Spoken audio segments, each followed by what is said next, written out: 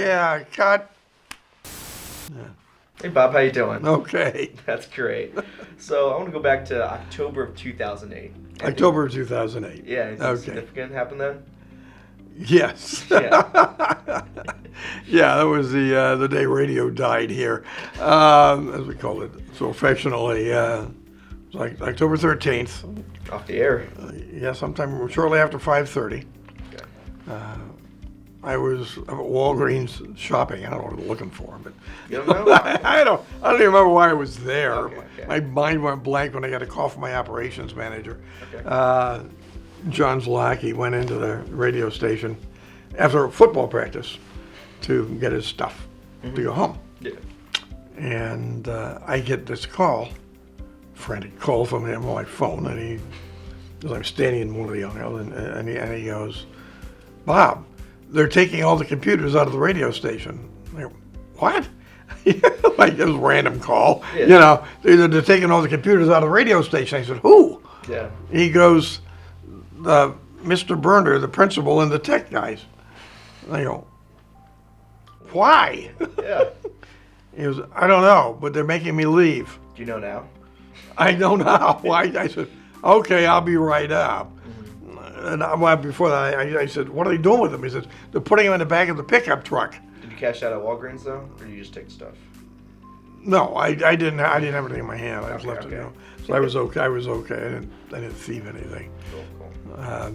So I just left everything, whatever, and went straight up to the school, and sure enough, there were our servers sitting in the back of a pickup truck, rolled up to the back door, right outside the radio station, and I walked in, and I go back to the tech area, and on my way back, I passed Steve, who was the tech guy for the district, and he's on the floor with one of my servers, wires, and I go, "Steve, what are you doing?" And he just gave me this deer in the headlights stare. He says, "You have to ask the superintendent." And it was like, I mean, he looked like he was just kind of freaked out, and later I found out he was. Yeah. Because he didn't want to do that, but she said you will, so he did. That was his job. Mm-hmm. And I looked at the rack, and it's like just wires and stuff where all the servers were lined up in there. It's like, I mean, you can't just take that stuff out and. no, well, they took it, and they took it. He just pulled the plugs while we were on the air. Yeah. Like all of a sudden, people are listening. All of a sudden, boom, we're gone. And you know, there's technically a legality thing there because before you sign off, you're supposed to give a station ID, which nobody did. Really? But then again, who knew we were signing off? You know, so like we just kind of disappeared. It's like a power failure or something. So that was like quite a hectic moment, and trying to get an answer at that moment was not possible. Gotcha. So How long did that last off the air? 1 month, actually 1 month to the hour. Mm-hmm. Interestingly, if you're off the air more than a month, well, first of all, you have to notify the FCC if you're off the air like that or below power after 10 days. Of course, you know, they didn't know this stuff. Yeah. All right, I said, okay, now that you screwed this up, let me tell you what you had to do, so we don't lose our license. So they made up some excuse. I looked at the letters of there's some technical issues, okay, and that they sent to the FCC and saying we were off the air, we're trying to fix it.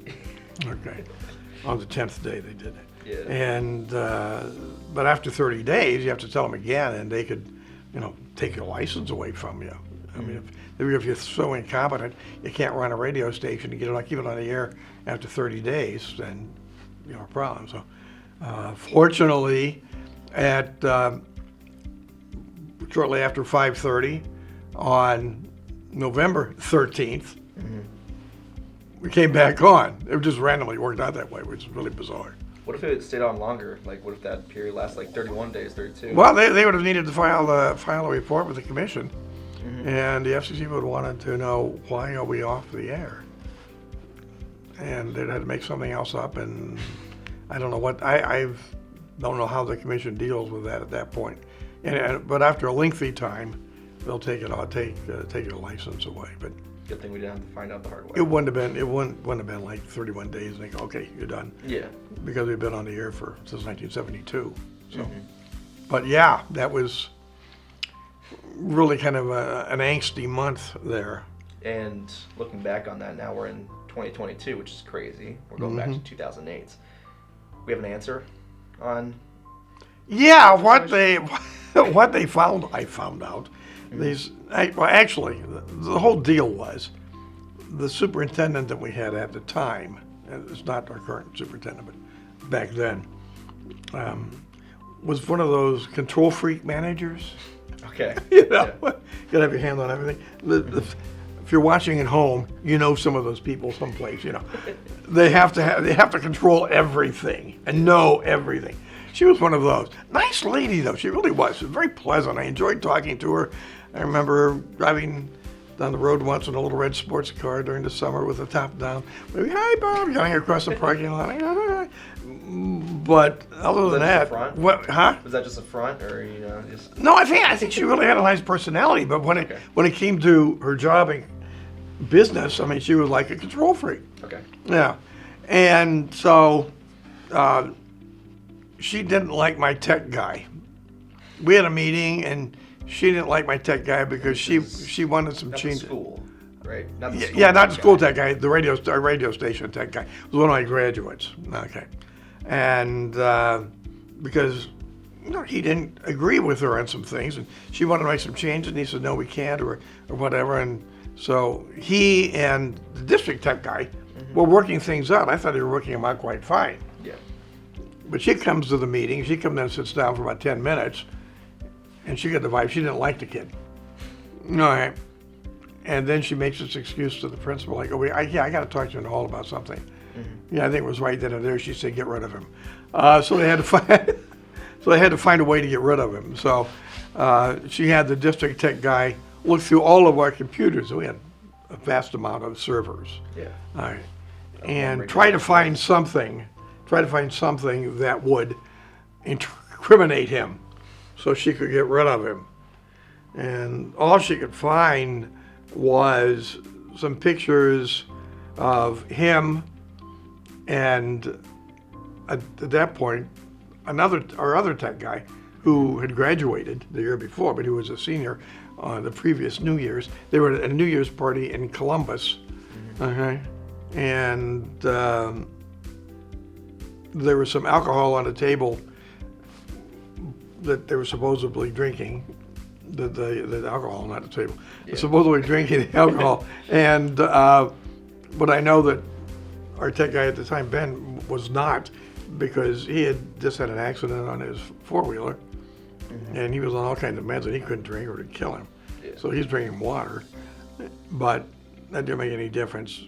The other guys were drinking they just saw that alcohol, I guess, rum and Coke or something. And she said, "Oh, he's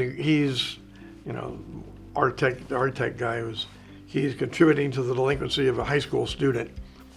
Even though he graduated now, back when the picture was taken, he was still a senior in high school for New Year's. Wow.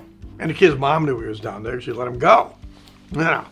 And he was not drinking alcohol. But she didn't care. I actually got a clip for you, too. Okay. So I was going through the archives, as one does for this. Yeah. And I found some news clips. I got one right here I'm going to show you. It's, I forget what news it is, but I'll give you a listen. But forewarning, quality's not the best. Okay. I try to recover as much as I can. Okay, that's it.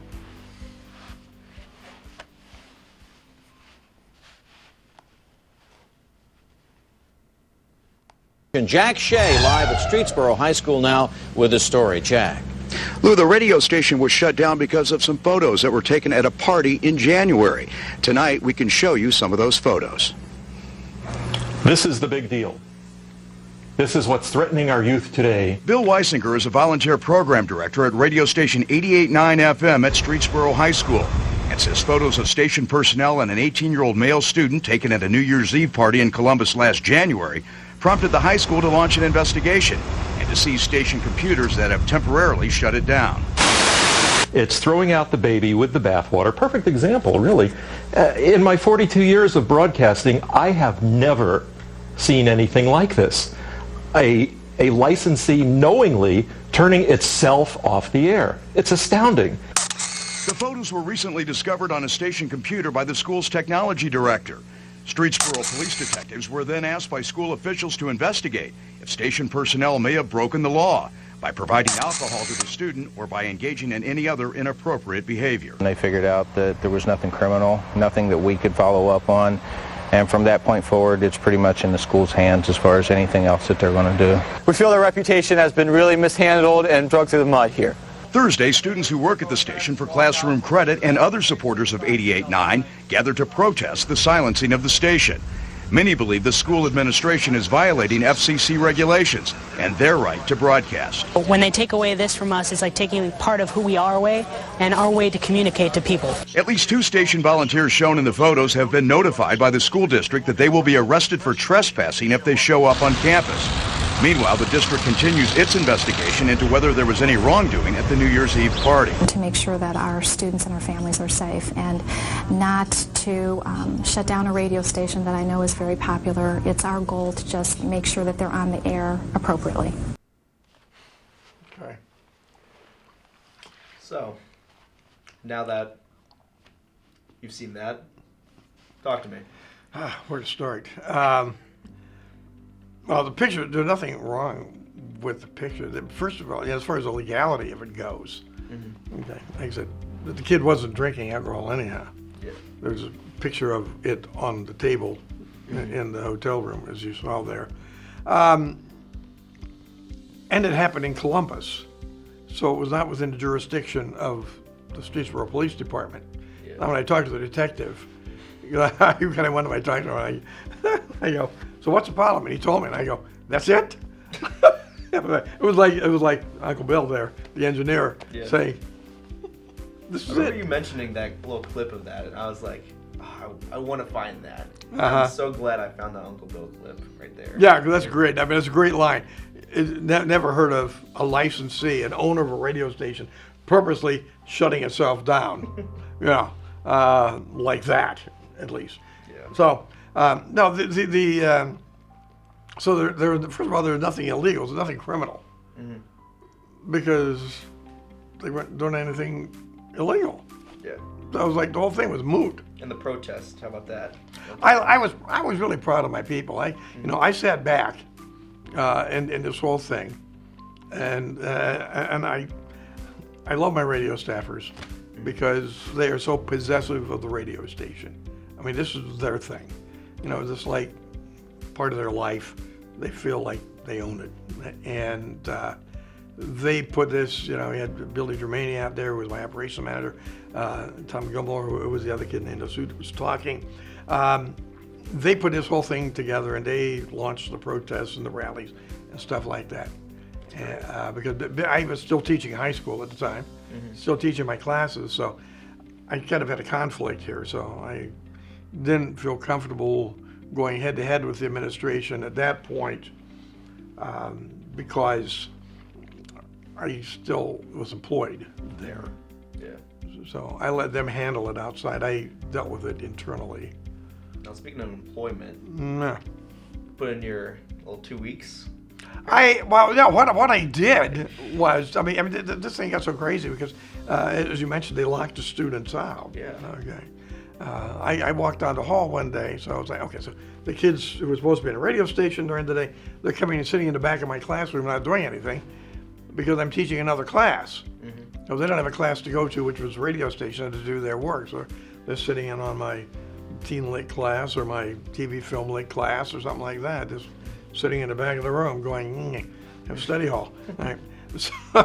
So I walked down the hall one day and I see the janitors outside the door of the radio station with crowbars prying the door open. We had an electronic lock. We pushed the buttons. We issued key codes, and kids pushed the buttons. The magnet releases. You open the door. Okay, well, they didn't know any of the codes. Okay, she said, we need to change the lock to make sure the kids don't get in there. Okay, no, I didn't know that. Never told me. Yeah. Okay, I come walking in the hall. They're cranking on the door. And the wood's splitting and that. And what are you guys doing? They go, we're trying to get the door open to change the lock. I go, well, if you would have asked me, I could have given you a code and you could have opened the door without using the crowbars on it. They go, well, we weren't allowed to tell you. She wouldn't let them tell me. And that pissed me off, quite frankly. Yeah. Okay, the whole thing did, because first of all, I never knew they were taking the computers out. Secondly, now they're trying to change the lock on the door. And I wasn't told about that. I am the person that the school board has hired to run the radio station. You know, I'm a professional educator. I looked at it, absolutely no respect for me as a general manager of the station or as an educator. And how long was that superintendent in since, like, that was 2008? Yeah, this was about 2 years. I mean, this was like her second year. Okay, and how long did she stay afterwards? About another 3 months. Well, no, I'm sorry. It was yeah. It was the following year. I'm sorry. Yeah. Okay. Okay. Yes. So this was her first year. I'm sorry. Yeah, I got to balance things out here. Yeah. This was her first year. She had been in the district a couple of months. When she made this decision. When she made this decision, she was totally unaware. I mean, we had letters from our broadcast friends in Cleveland TV stations, sending letters down here. What are you doing? The night she did this, I am told that the vice president of the Streetsboro Chamber of Commerce called her and said, what did you do? This is not going to be good. She just had no clue. She didn't care. Yeah. No. She was just making sure she had control. That was what was important to her. So at any rate, back to the resigning type thing. Yeah. So they're ripping the door apart. I told them I could have given them Code, yeah. the code and they could have opened it. But the total lack of respect for me made me quite angry. So I figured if this is the way they're going to treat me as the manager of the radio station, they obviously must not need me, okay, and have no respect for me.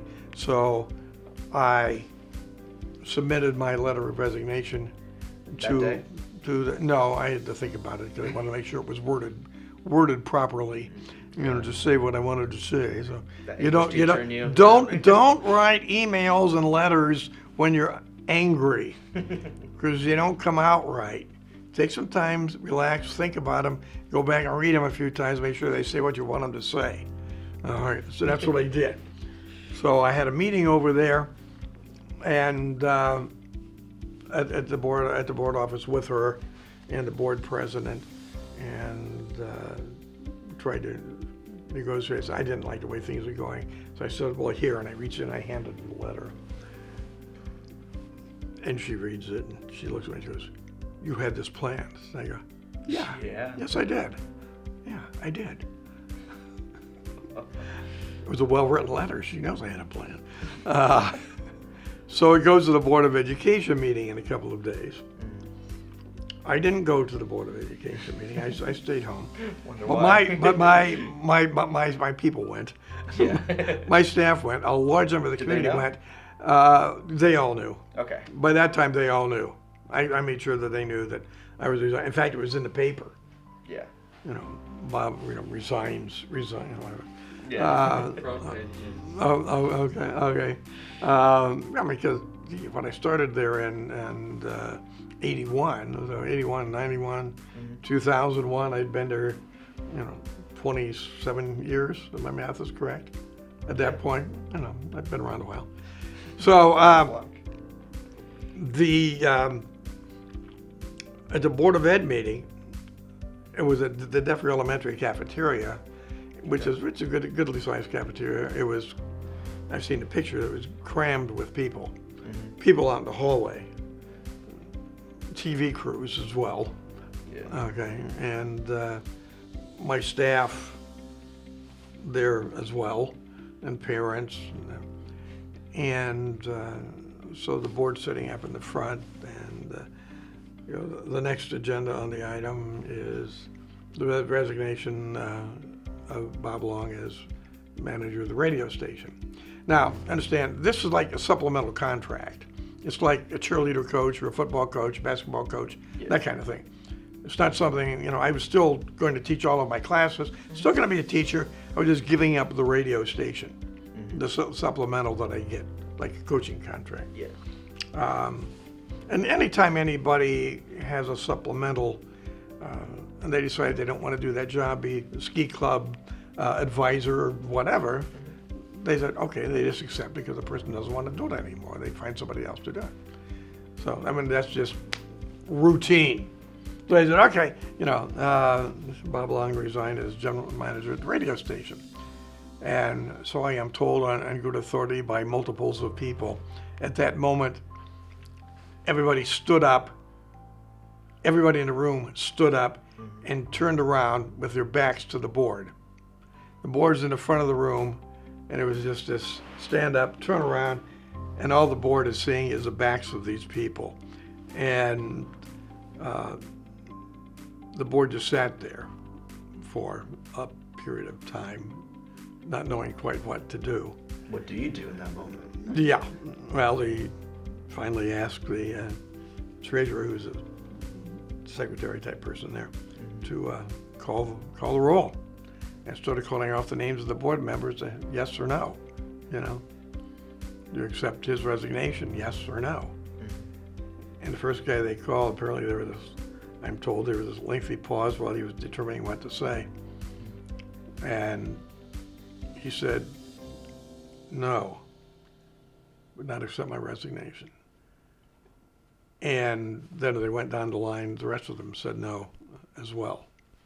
So they rejected my resignation as general manager at the radio station. I'm home, I get a call from the teachers union president. She goes, Bob, they won't let you quit. I've never heard of anything like this before. These supplementals, you don't want to do it, they just, okay, sure, fine, I'll get somebody else. After 27 years, though, I mean... They won't let me quit. And I didn't really want to, but I had to make a point. Because if you have this much disrespect for me, obviously I don't think you need me here to run this radio station. And that was the whole deal. I wanted to make a point. That was my way of making a point. And she said, so they won't let you quit. So I want to quit. No, you can't. No, really, I want to quit. No, we won't let you. Kind of a funny moment. I felt better afterwards. And everybody there was quite happy. We all went up to, I think I went up to Perkins restaurant that was here at that time afterwards, and everybody was all giddy and happy. And, that was that. It's quite an event. Man. Anyhow, so then we had to put the station back together. Yeah. Well, the tech guy who took it apart, she wouldn't even let him have time to label the wires. He told me, he said, that would have been easier, but she wouldn't even give me that time. Just take it out, now. How do you... So he's got all these dangling wires, and he doesn't really know. Radio technology is not like a computer classroom or a computer lab. It's totally different. So what happened over that month is then eventually after this occurred, over the next few weeks, they finally started letting some of the kids come back in. So the tech guy would come over every day, and he'd ask, one of my juniors or seniors, so what does this room do? I'm like, how is this supposed to work? And he was on the phone to the people who ran our software out in Washington. I don't know how many hours he spent on the phone. He told me, he says, I learned more about radio technology than I ever wanted to know. This is the school tech guy, This is the school tech guy. Now, if they would have let my tech guys come back in, they'd have had it up and running in a couple days. And where were they at this time? Not allowed on campus. And Except they did go to that board meeting. Because they said, go ahead, try to arrest us. And when did they come back at that point, if ever? Several years later. Okay, after things settled down and pretty much most of the Board of Ed changed and the superintendent was gone and memories were lost, that kind of stuff. They've both been back. In fact, when we moved the radio station from the middle school, from the old high school to the new high school, we hired both of those guys to come in and move our station for us and do all the technology and stuff. Yeah. So everything's fine now. But we had to get rid of her and all the ugly memories there. And flush all that out of the system. Yeah, so we finally flushed it out, and so the kids told the tech guy what it's supposed to do, and he finally made it happen. But I think it took a month. Yeah. To do it. Man, well, thank you. I appreciate a little story time with you. It was quite an anxious 4 weeks. Yeah, couldn't imagine. But again, it's one of those stories in the history of WSTB. After all these 50 years, you know. Yeah.